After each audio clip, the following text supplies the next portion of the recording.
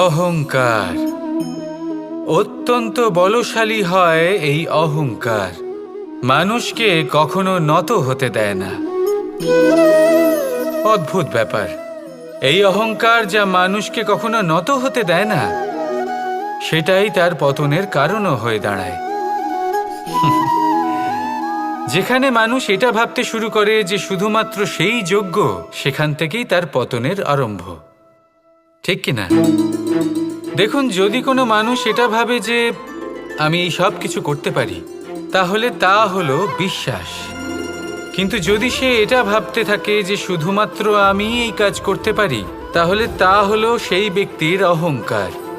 আর এটা আপনাকে বিনাশের দিকে অবশ্যই নিয়ে যাবে। মনে রাখবেন, যখন আমি আর শুধুমাত্র এই দুই এক হয়ে যায়, সেখান থেকে আপনার পতনের সূত্রপাত হবেই। তাই আপনি কখনোই এই অহংকারের চক্রব্যূহে ফেঁসে যাবেন না। বিশ্বাস রাখুন নিজের ওপর এবং অন্যের ওপরও। আর মনে রাখবেন, বিশ্বাসের মধ্যে বিশ্বের প্রত্যেকটা বস্তু বসবাস করে।